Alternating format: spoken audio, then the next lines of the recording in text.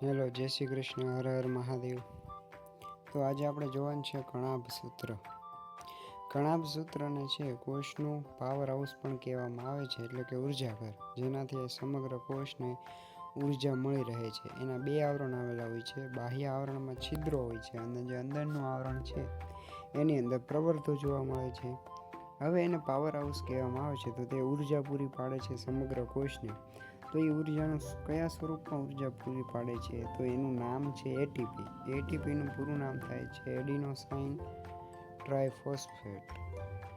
તેને ઉર્જા ચલણ કે શક્તિ ચલણ તરીકે પણ ઓળખવામાં આવે છે. અને કણાભ સૂત્રની પાસે પોતાનો ડીએનએ અને રિબોઝોમ્સ છે, જેનાથી તે પ્રોટીન બનાવે છે. એટલા માટે તેને અદ્ભુત અંગિકા તરીકે ઓળખવામાં આવે છે. તો કણાભ સૂત્રમાં માત્ર એટલું યાદ રાખવાનું કે સમગ્ર કોષને શું પૂરું પાડે છે? ઉર્જા. અને એ ઉર્જા કયા સ્વરૂપમાં હોય છે? એટીપી. ત્યાર પછી છે રંજક કણો. રંજક કણોના બે પ્રકાર છે, ક્રોમોપ્લાસ્ટ એટલે કે રંગ કણો, અને બીજું છે લ્યુકોપ્લાસ્ટ.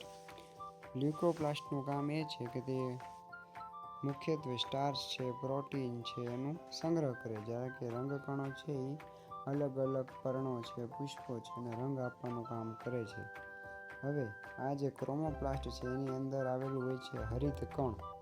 હરિત કણનું કામ શું હોય? પ્રકાશ સંશ્લેષણનું. એટલે એટલા માટે એને વનસ્પતિનું રસોડું પણ કહેવામાં આવે છે. એટલે કે વનસ્પતિમાં જે ખોરાક બનાવવાની પ્રક્રિયા છે, જેને આપણે પ્રકાશ સંશ્લેષણ કહીએ છીએ, એમાં મહત્વનો ભાગ કોણ ભજવે? હરિત કણ. એટલા માટે એને વનસ્પતિનું રસોડું કહે છે. જે લ્યુકોપ્લાસ્ટ છે, રંગવિહીન અથવા શ્વેત કણો કહેવામાં આવે, એ સ્ટાર્ચ, ચરબી અને પ્રોટીનનો સંગ્રહ કરવાનું કામ કરે છે. તો અહીંયા ડિટેલમાં આપેલું છે કે ક્રોમોપ્લાસ્ટ રંગ કણો છે, અલગ અલગ રંગ આપે છે, એની અંદર હરિત કણ આવેલું હોય, જેને કોષનું રસોડું કહેવામાં આવે છે, પ્રકાશ સંશ્લેષણનું કાર્ય કરે છે, અને લ્યુકોપ્લાસ્ટ છે એ સંગ્રહ કરે છે સ્ટાર્ચ, ચરબી અને પ્રોટીનનો. કણાભ સૂત્ર પછી ક્રોમોપ્લાસ્ટની અંદર આવેલા હરિત કણ પાસે પણ પોતાના ડીએનએ અને રિબોઝોમ્સ જોવા મળે છે.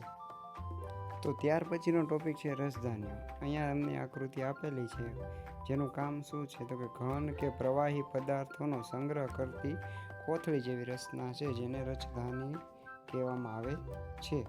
તો રસધાની છે એ વનસ્પતિ કોષ અને પ્રાણી કોષ બંનેની અંદર જોવા મળશે. વનસ્પતિ કોષમાં તમે જોઈ શકો છો કે મોટા ભાગની જગ્યા રોકે છે. કેટલી જગ્યા? તો કે 50-90% જેટલી. જ્યારે કે પ્રાણી કોષની અંદર એટલી બધી જગ્યા રોકતી નથી, નાની હોય છે અથવા તો હોતી પણ નથી પ્રાણી કોષની અંદર. અહીંયા તમે જોઈ શકો છો વનસ્પતિ કોષમાં એની મહત્વની જગ્યા રોકે છે, એટલે કે મોટા ભાગની જગ્યા એ કવર કરે છે.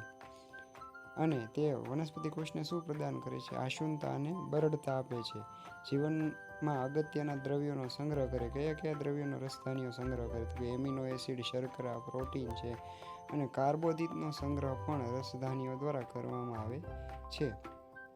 એક કોષીય પ્રાણીઓ છે, જેમ કે અમીબા, એની અંદર અન્નધાની આવેલી છે, જે ખોરાકનો સંગ્રહ કરે છે. એનું નામ છે અન્નધાની.